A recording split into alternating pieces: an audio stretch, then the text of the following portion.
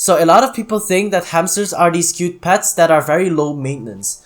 But how easy are they actually to take care of? What are the things you should know before getting a hamster? That's what we're going to be talking about today. Hello guys, welcome back to my channel. If you love hamsters just like me, you're in the right place. On this channel, I am primarily creating hamster care content. From hamster care tips to hamster vlogs, everything on this channel. And without any further ado, let's get started. Number 1. Hamsters are nocturnal. Let's all be honest, we don't like staying up too late unless you're a real night owl. My hamster, for instance, doesn't wake up until 11 PM, but you have hamsters that already wake up at 5 PM. Waking up a hamster is very stressful and should never be done except at special situations such as taking a hamster to the vet or in another emergency situation. This is one of the reasons hamsters are not good pets for children since they wake up very late.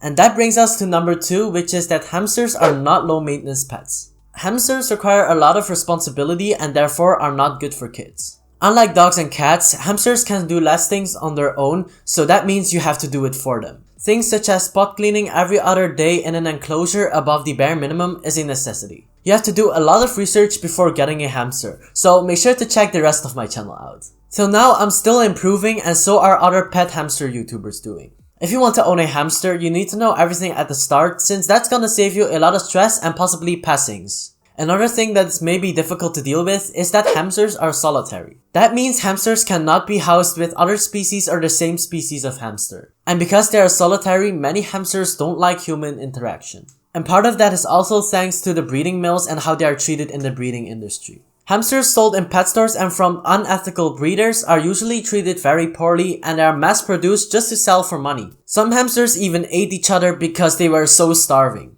If you're getting a hamster, please don't get a hamster from a pet store or an unethical breeder, but rather adopt from a rescue or a ethical breeder. Before I move on, if you're liking this video so far, make sure to leave a like and subscribe and also comment down below something you know about hamster care I didn't mention and everybody needs to know. And the next thing I want you guys to know is that the startup cost and the monthly cost of a hamster will be more expensive than you think. Let's first talk about the startup cost. The startup cost is a lot.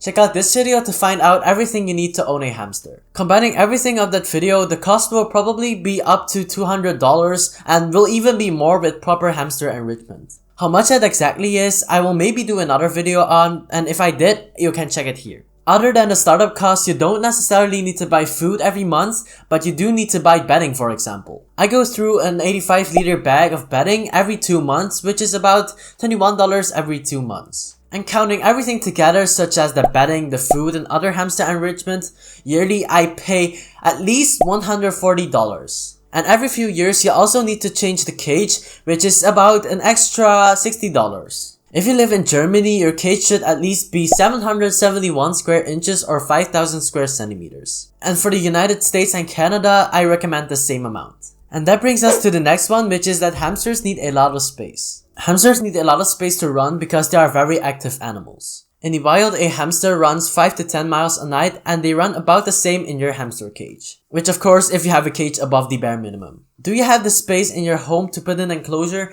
that is at least 3 feet long and 1 feet wide? If you for example live in a studio or an apartment, it's usually very difficult to fit something that takes up 771 square inches. For my personal experience, at the start of my hamster care journey, my parents wouldn't let me buy a big hamster cage simply because they thought that hamsters should live in tiny cages. And of course at the end I convinced them to buy a big cage because that's what hamsters need. Probably a lot of parents or just random people think it's okay to house a hamster in a tiny cage. And if your parents don't let you buy a big cage, I recommend to talk with them like a lot about this big cage thing, and if it's still not working, don't get a hamster yet.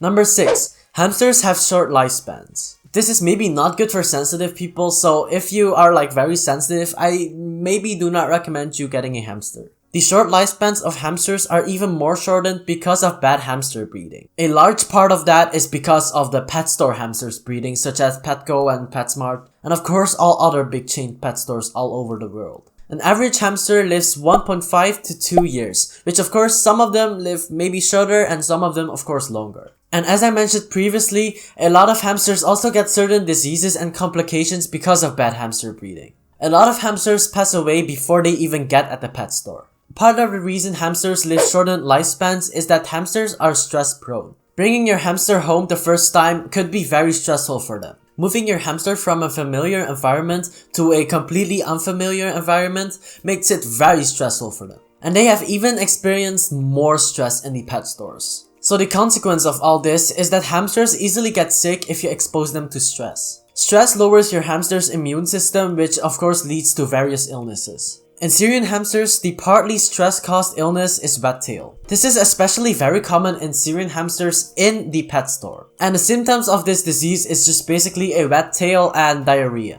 If you catch this illness early, your hamster-savvy vet may still be able to save your hamster, but most of the time it's too late.